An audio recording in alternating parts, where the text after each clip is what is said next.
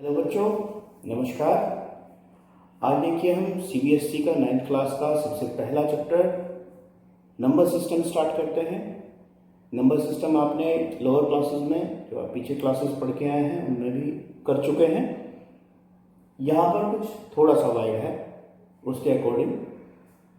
तो यहाँ पर सबसे पहले हम नंबर्स के बारे में एक बार रिवाइज करेंगे। ये सब कुछ आपका पढ़ा हुआ है पर आपके दिमाग में एक कन्फ्यूजन क्रिएट रहता है हमेशा कि क्या नेचुरल नंबर्स होते हैं, क्या होल नंबर्स होते हैं, जीरो क्या है, इंटीजर है या नहीं है। उसे हम एक बार फटाफट रिवाइज करते हैं। उसके बाद हम आगे आपकी एक्सरसाइजेस पे चलेंगे, आपके चैप्टर पे चलेंगे। तो आपके दिमाग में कन्फ्यूजन ना क्रिएट हो बार बार, उसके लिए हम आपको एक नंबर ट्री देंगे। इस नंबर ट्री को जैसे आप एक दो बार अपनी कॉपी पे दोहराएंगे, खुद दोहराएंगे, तो ये कन्फ्यूजन आपका रिमूव हो जाएगा, आपके दिमाग से खत्म हो जाएगा। तो उसी के बारे में हम नंबर्स के बारे में देखते हैं कि नंबर्स एक्चुअल में किस तरीके से डिवाइड किए जाते हैं। ठीक, हमने एक चार्ट बनाया है यहाँ पे नंबर्स के बारे में। सबसे पहले नंबर्स, जितने भी नंबर्स आप पढ़ते हैं, आप पढ़ते आए हैं आज तक, उन्हीं के बारे में है। देखिए, उन्हें दो पार्ट्स में डिवाइड किया गया है। एक रियल नंबर्स होते हैं और एक इमेजिनरी नंबर्स होते हैं। इमेजिनरी का तो अब तक आपने नाम ही नहीं सुना, ठीक है, ना ही उन्हें आपने देखा है। आज तक इन नंबर से आपका सामना हुआ ही नहीं।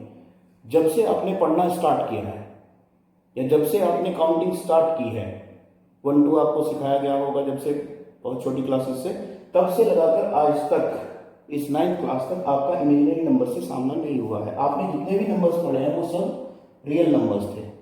ठीक है, क्लियर है।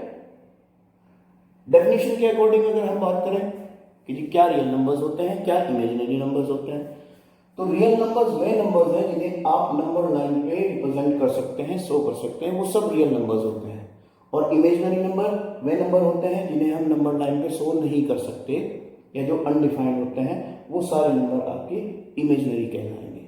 ठीक है, जिसे केवल इमेजिन कर सकते हैं, नंबर लाइन पे हम शो नहीं कर सकते, वो आपके इमेजिनरी नंबर होंगे। रियल नंबर्स के सेट को आर से आप शो करते हैं। अगर एक सबका सेट ले लिया जाए तो उसे आर से डिफाइन कर सकते हैं आप। यहां पे फिर रियल नंबर्स को दो ब्रांचेस में तोड़ा गया है।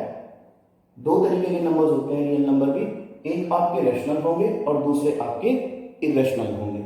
इनकी पहचान हम आपको बताएंगे कि क्या इरेशनल होता है, क्या रैशनल होता है, और इस पर आपकी एक्सरसाइज भी है, वो भी हम करेंगे। पहले हम इनके बारे में जानकारी ले लेते हैं। देखिए, रैशनल नंबर्स, रैशनल नंबर्स भी आपके फिर कई तरीके के होते हैं। रैशनल नंबर्स में आपके नेचुरल नंबर्स आते हैं, होल नंबर्स आते हैं, इंटीजर आते हैं, नॉन इंटीजर्स आते हैं। फिर इंटीजर्स में भी आपके प्राइम नंबर्स आते हैं, को प्राइम नंबर्स आते हैं, बहुत सारे हैं आपके वो। फिर हम पहले इनकी बात करते हैं। सबसे पहले नेचुरल नंबर्स क्या होता है। नेचुरल नंबर्स को काउंटिंग नंबर भी बोलते हैं। आप काउंटिंग जब आप करते हैं 1 2 3 4, कहां से स्टार्ट करते हैं, 1 से, 2 3 4 एंड सो ऑन, कहीं तक भी चले जाइए, वो आपके काउंटिंग नंबर कहलाते हैं।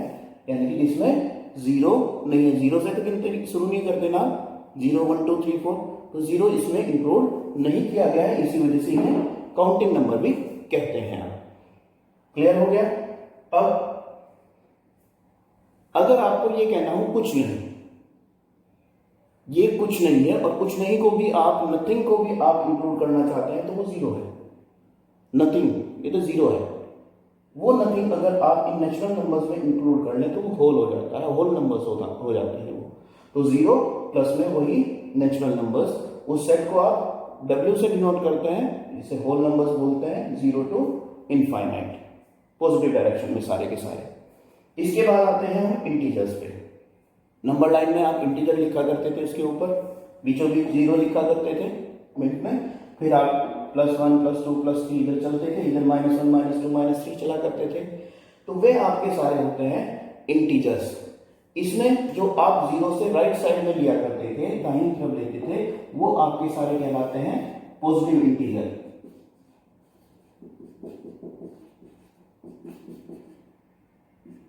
ठीक, और इन्हें आप डिनोट करते थे I प्लस से।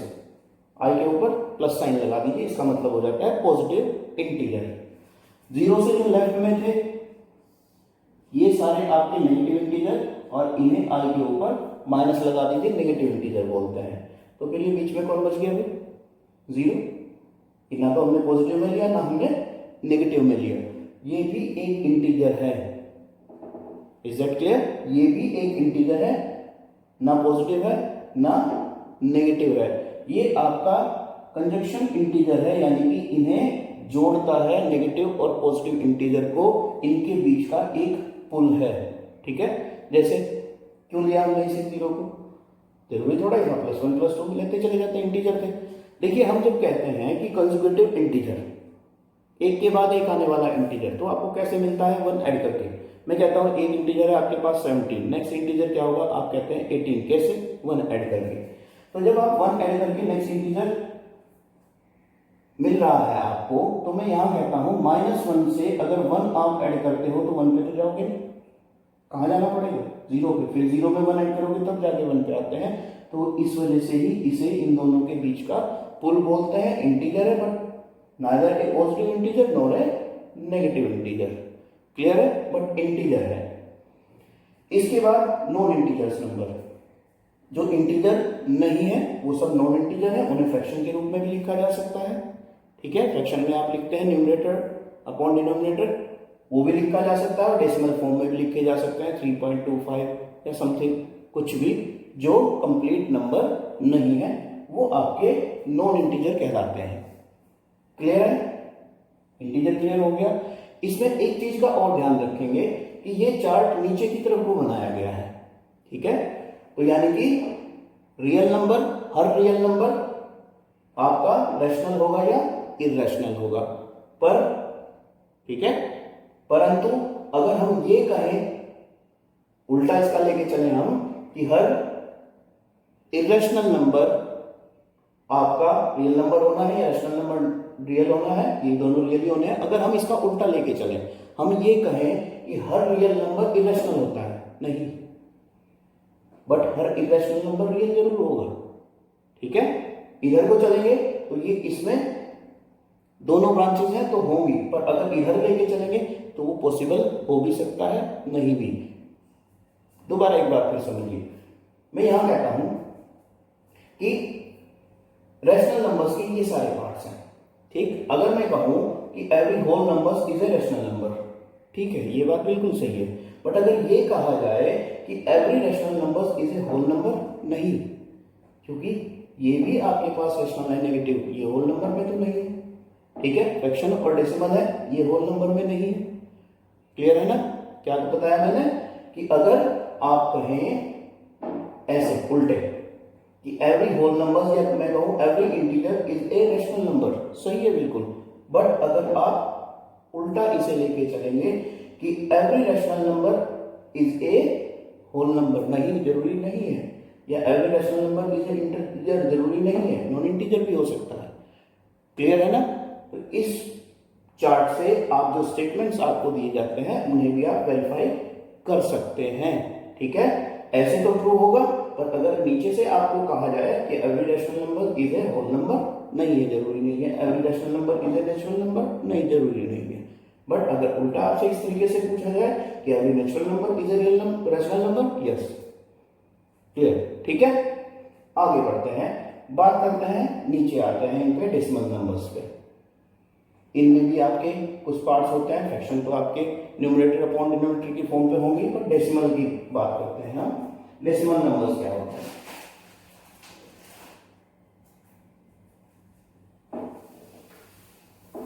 इस चार्ट को एक दो बार आप बना के देख लेंगे खुद भी, तो क्लियर हो जाएगा। हम बात कर रहे हैं डेसिमल नंबर्स की।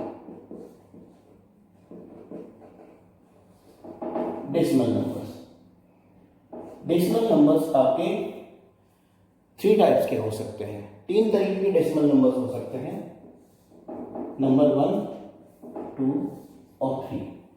नंबर 1 पे हम लेके चलते हैं टर्मिनेटिंग डेसिमल। ठीक है, नंबर 2 पे हम लेके चलते हैं नॉन टर्मिनेटिंग,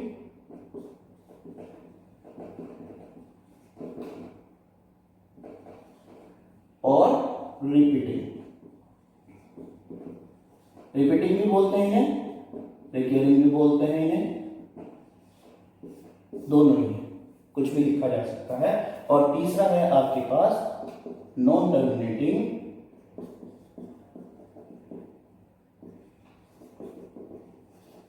और नॉन रिपीटिंग। ठीक है, अब इन्हें समझते हैं क्या है।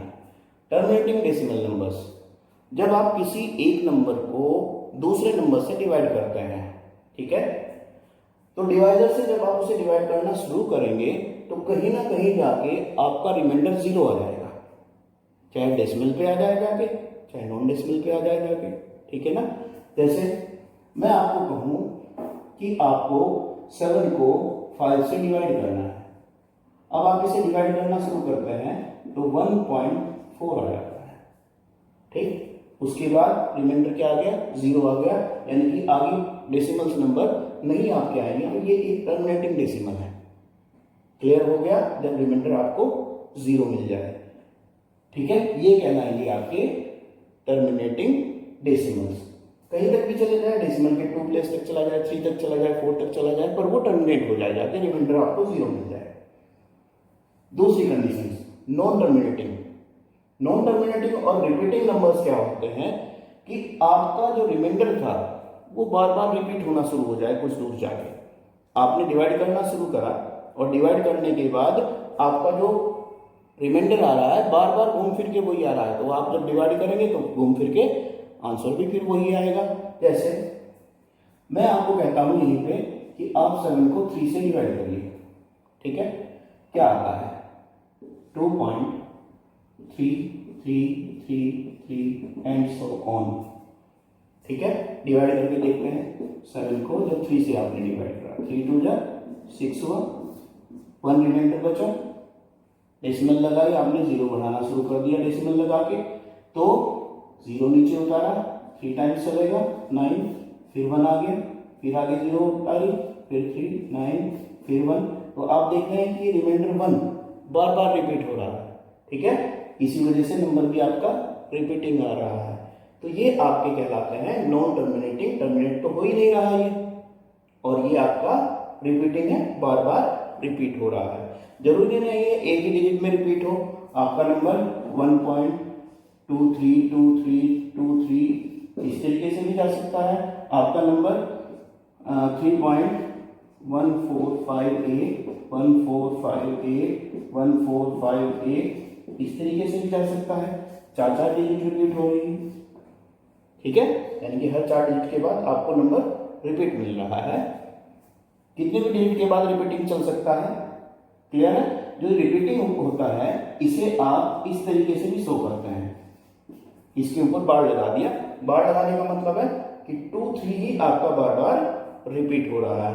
या अगर ये लिखना है आपको तो 3.1458 और इसके ऊपर बार लगा दीजिए, तो ये आपका इसका मतलब है रिपीटिंग नंबर। अब जो बचे हुए नंबर आ जाते हैं जैसे non terminating non repeating number. अब जो ना तो टर्मिनेटिंग है ना रिपीटिंग है, बचे हुए नंबर सारे क्या हैं, non terminating non repeating numbers हैं। जैसे 1.2345712976 एंड सो ऑन चलता चला जा रहा है। अब आप कहेंगे कि 2 तो इसमें आ रहा है, ठीक है, 7 भी इसमें आ रहा है, रिपीट तो हो रहा है, नहीं, एक डेफिनेट डिस्टेंस के बाद रिपीट नहीं हो रहा है। ठीक है, जैसे इसके बाद हो रहा है कि यहां से 1 2 3 4 5, अगर 5 डिजिट के बाद यही नंबर रिपीट हो, बीच के डिजिट फिर यही हो, तो वो रिपीटिंग नंबर कहलाएगा, अदरवाइज वो नॉन टर्मिनेटिंग और नॉन रिपीटिंग नंबर है। कभी कभी आपको कंफ्यूजन होता है रिपीटिंग में, कैसे 1.00100100001 इस तरीके से दे दिया जाए आपको नंबर। ठीक है, रिपीट तो हो रहा है, बट मैंने क्या बताया कि सेम डिस्टेंस के बाद रिपीट नहीं हो रहा है। यहाँ पे 1 0 के बाद है, यहाँ 2 0 के बाद है, यहाँ 3 0 के बाद है, यहाँ 4 0 के बाद बना रहा है आपके पास, तो आपकी सेम डिस्टेंस के बीच में ये रिपीट नहीं हो रहा है, तो इस वजह से इसे रिपीटिंग नंबर नहीं कहेंगे। क्लियर हो गई। अब यहीं पे मैं आपको एक बात और बता देता हूं साथ के साथ ही कि जो आपके टर्मिनेटिंग और रिपीटिंग नंबर हैं दोनों के दोनों ही ये आपके रैशनल नंबर्स होंगे। रैशनल क्यों होंगे? क्योंकि टर्मिनेटिंग को भी आप देख रहे हैं 1.4 था, P अपॉन Q की फॉर्म में लिखा जा रहा है। इसी तरह रिपीटिंग नंबर भी जितने होंगे वो P अपॉन Q की फॉर्म में लिखे जा सकते हैं। तो इस वजह से इन दोनों को रैशनल कहा जाता है। और ये नंबर आपका P अपॉन Q की फॉर्म में नहीं लिखा जा सकता, तो इसे आप इरेशनल नंबर्स कहेंगे। ठीक है।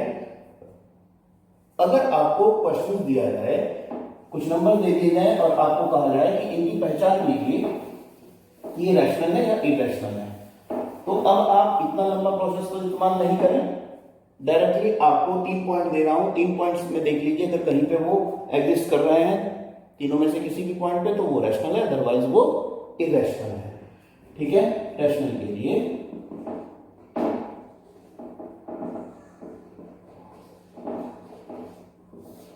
पहला पॉइंट, पहला तो है ही आपके पास कि वो P अपॉन Q की फॉर्म में हो, यानी कि न्यूमरेटर अपॉन में डिनोमिनेटर की फॉर्म में हो। मेन बात, जहां पे P and Q both are belongs to integer, ये बिलोंग्स टू का साइन है।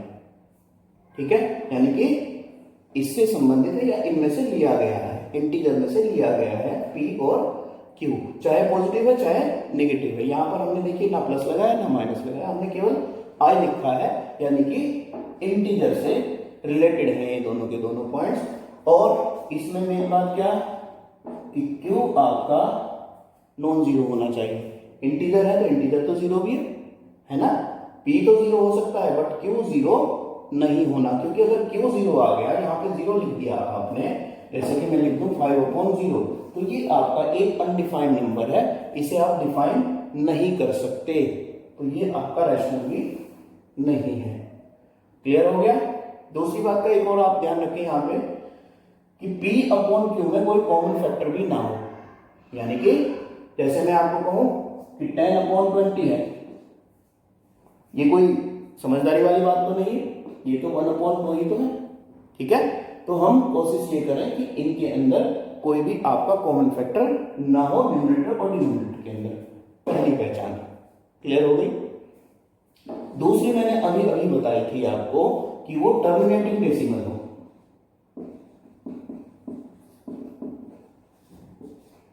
टर्मिनेटिंग डेसिमल जितने भी नंबर आपके सामने रखे जाए, मैंने कहा 2.3 रैशनल है या इरेशनल, टर्मिनेटिंग आपको दिख रहा है, आप एकदम कहेंगे कि रैशनल नंबर है।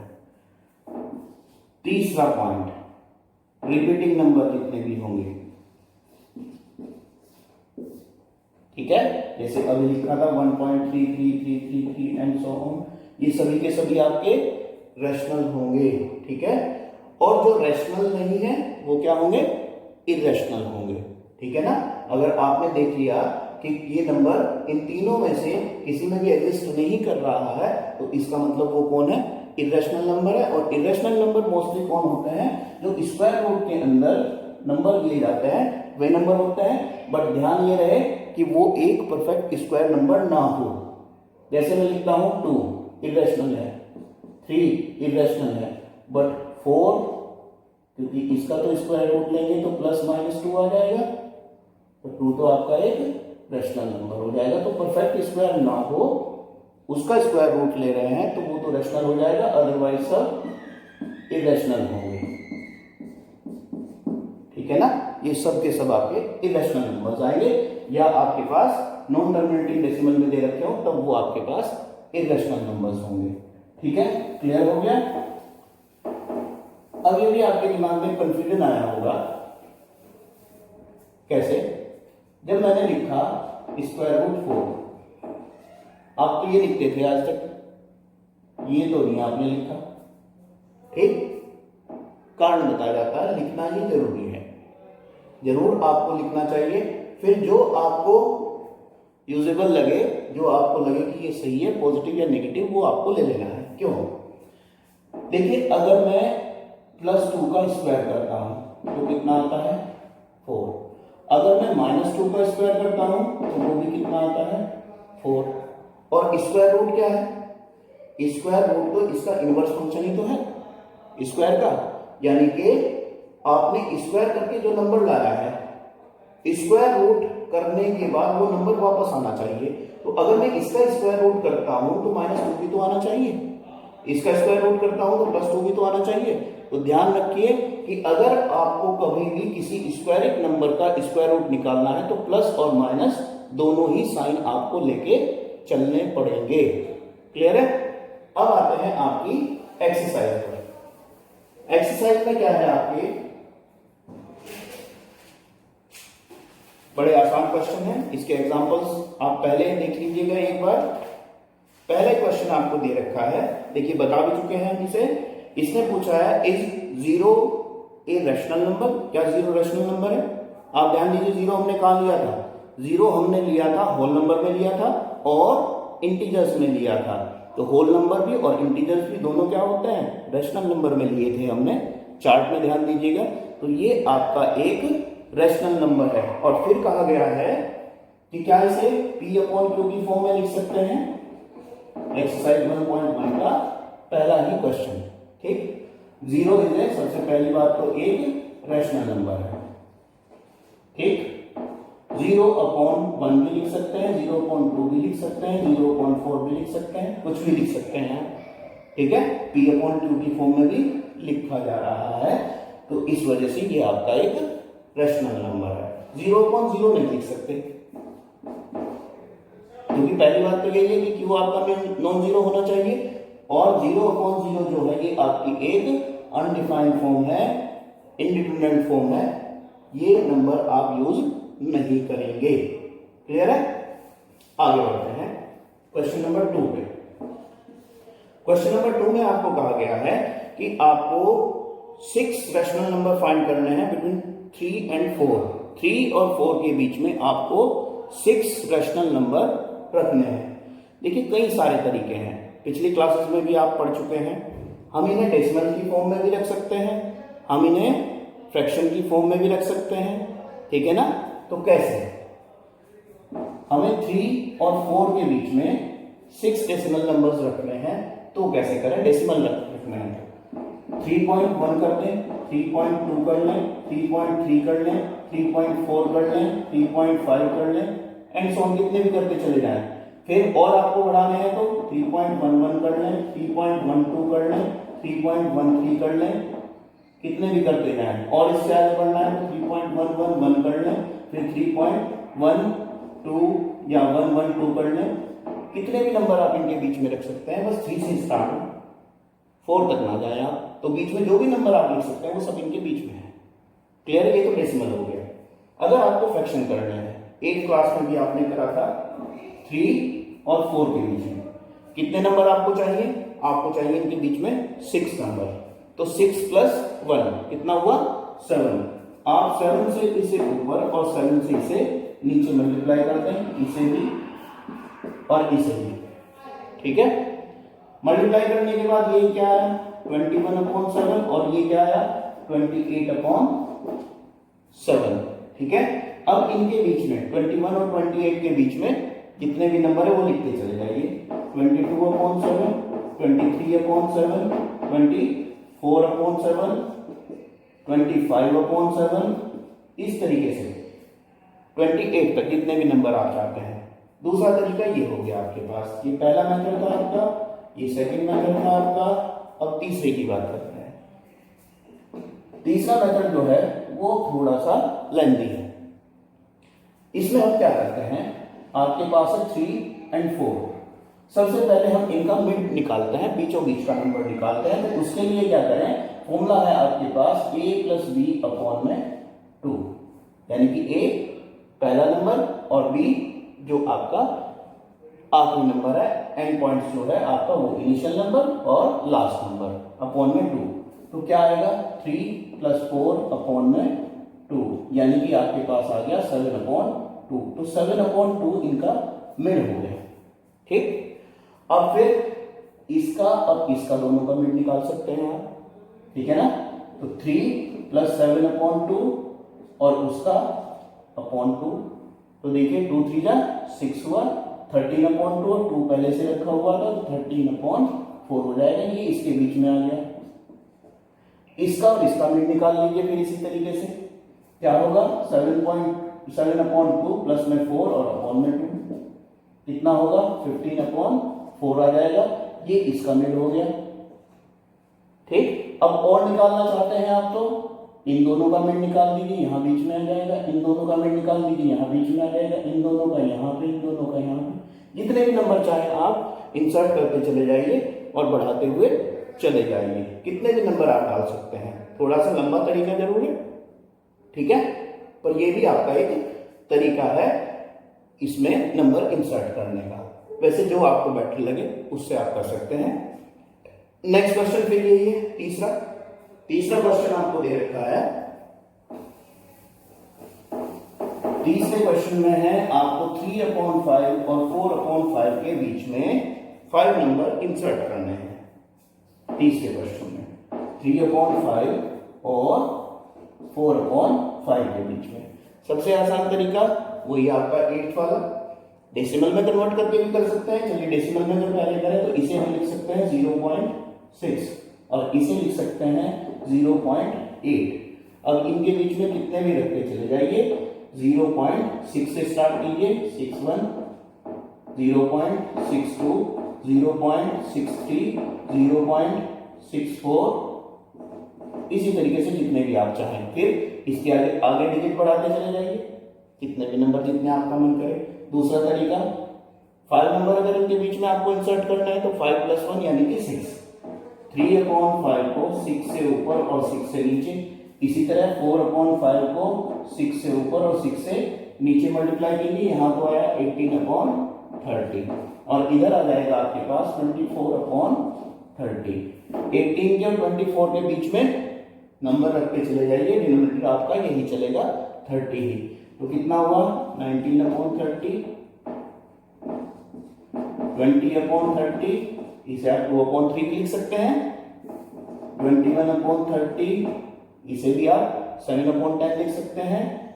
22/30, 23/30, ये आपके देखिए बीच में इनके 5 नंबर आ गए। ठीक है, और फिर तीसरा तरीका वो मिड पॉइंट्स निकालने वाला जो आपको अभी बताया था, उस तरीके से भी आप इसे कर सकते हैं।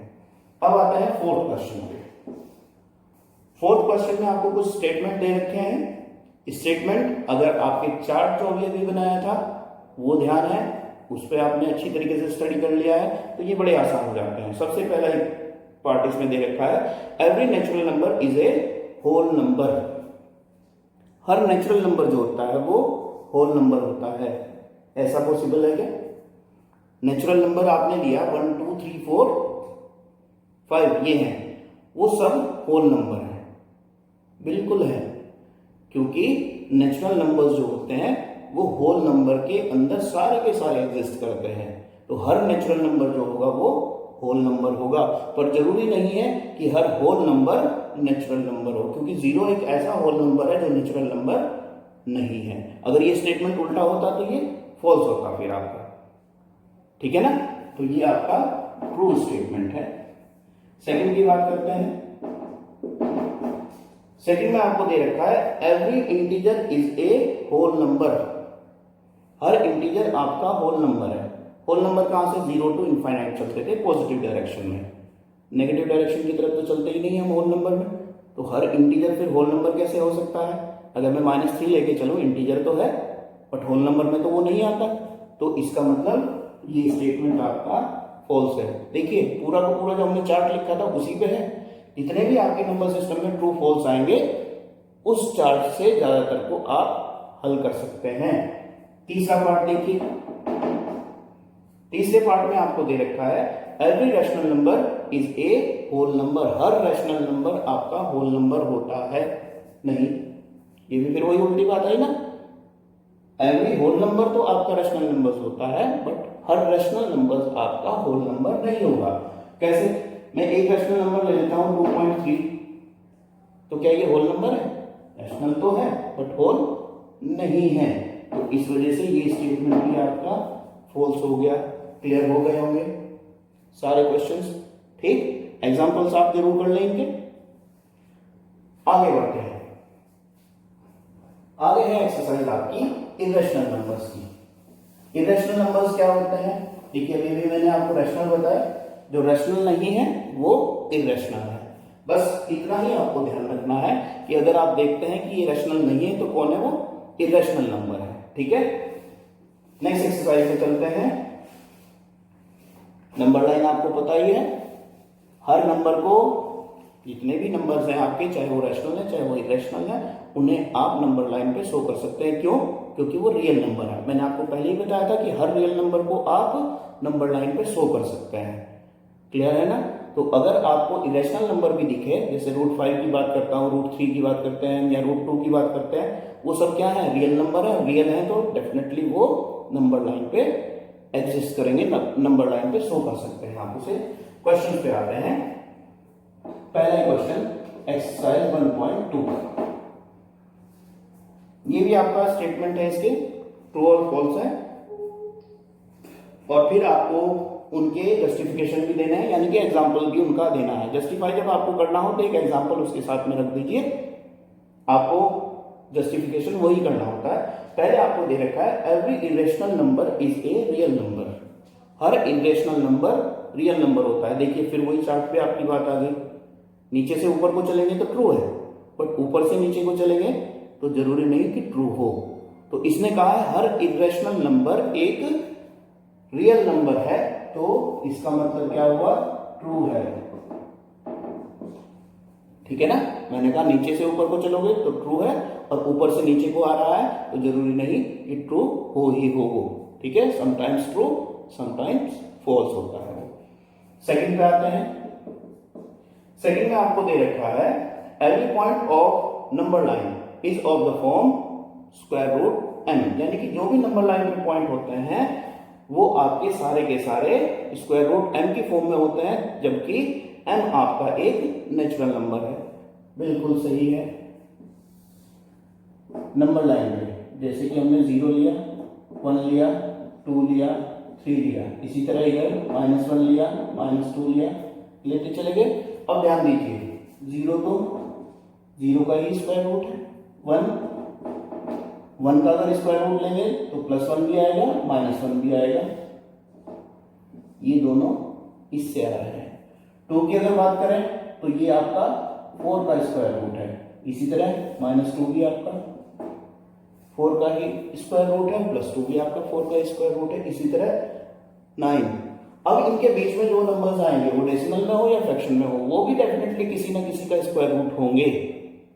Is that clear? जो भी आपके नंबर्स इनके बीच में कहीं पड़ रहे होंगे, चाहे वो नेगेटिव हो चाहे वो पॉजिटिव हो, क्योंकि आप पॉजिटिव नंबर का स्क्वायर रूट लेंगे तो वो नेगेटिव भी डेफिनेटली किसी ना किसी नंबर का स्क्वायर रूट होंगे ही होंगे।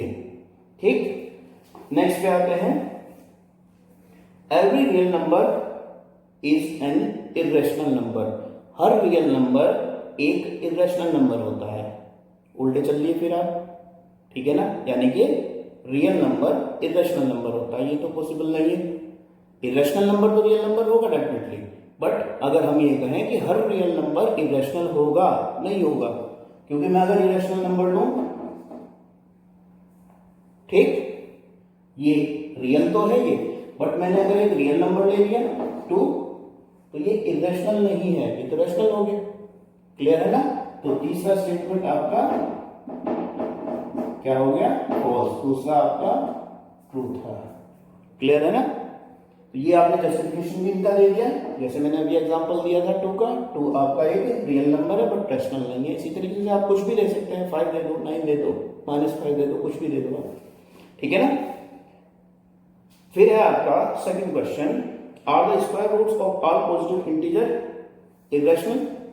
हम कह रहे थे अभी कि जो स्क्वायर रूट के अंदर नंबर्स आते हैं वो आपके इरेशनल होते हैं मोस्टली, पर मैंने वहां पर एक स्टेटमेंट साथ के साथ और भी जोड़ा था कि स्क्वायर रूट के अंदर अगर स्क्वायरिक नंबर आ रहा है तो वो रेशनल होगा। ठीक है? तो यहां पे आप इस दूसरे क्वेश्चन में, सेकंड क्वेश्चन में कहेंगे फॉल्स, रॉन्ग है, गलत है। क्यों? क्योंकि square root of 4 is a rational number. Question number 2 की बात कर रहे हैं, ये आपका रैशनल है, square root of 9, square root of 16, square root of 36, ये सब आपके रैशनल है। जितने भी स्क्वायरिक नंबर आप रूट के अंदर लेके चलेंगे वो सारे के सारे रैशनल होंगे। क्लियर है? आगे आते हैं थर्ड क्वेश्चन पे। थर्ड क्वेश्चन में देखिए क्या है, आपको कहा गया है √5 को नंबर लाइन पे शो करो। अभी अभी हमने कहा कि नंबर लाइन पे जितने भी पॉइंट्स होते हैं वो किसी ना किसी का स्क्वायर रूट होते हैं, किसी ना किसी नेचुरल नंबर का स्क्वायर रूट होते हैं।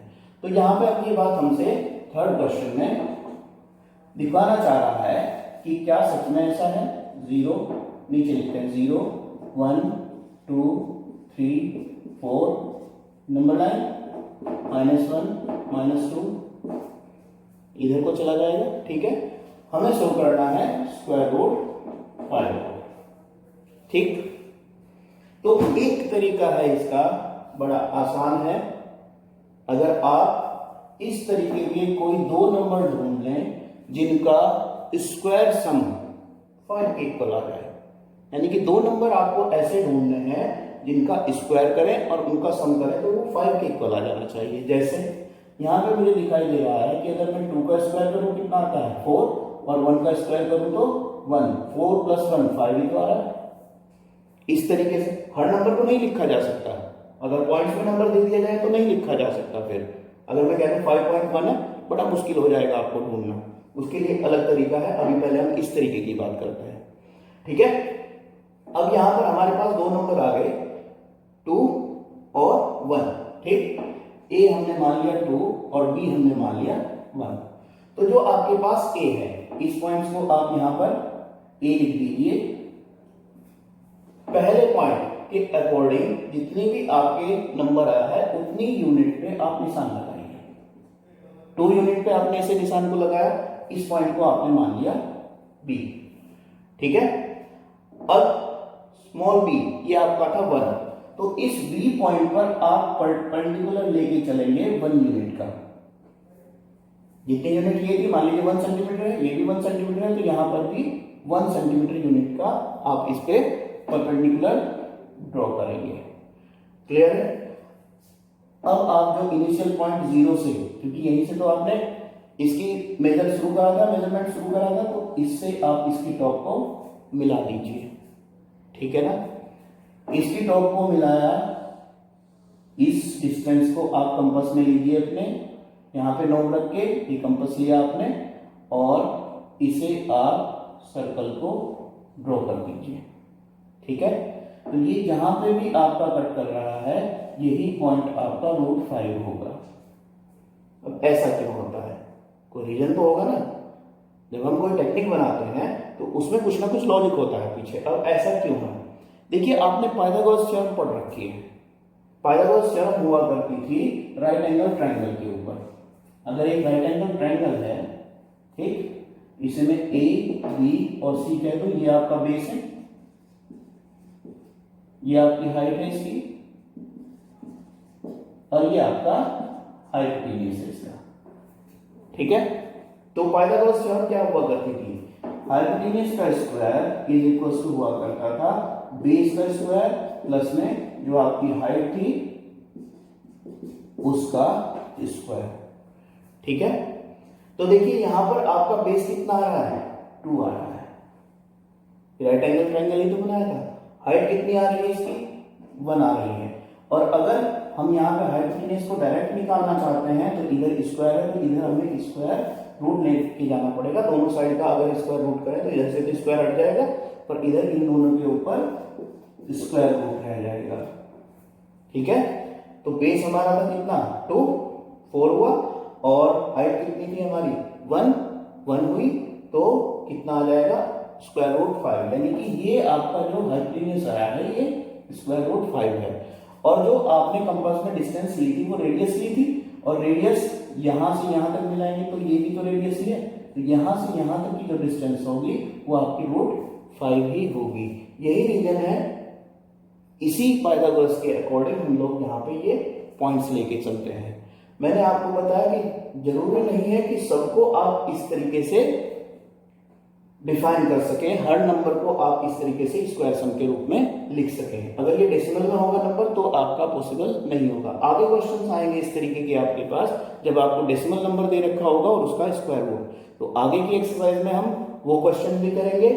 अब आपको केवल यही करना है, एक तो जो आपको मैंने नंबर चार्ट बताया था उसे आप एक दो बार कॉपी पे जरूर देखें करके, उसे अपने दिमाग में अच्छी तरीके से बैठा लें, ठीक है। और रैशनल इरेशनल क्या होते हैं, रियल नंबर क्या होते हैं, होल नंबर, नेचुरल नंबर, उनकी पहचान कर लें और ये दो एक्सरसाइज और उनकी एग्जांपल्स जरूर कर लें, ठीक है। तो आज के लिए इतना ही। थैंक यू, नमस्कार।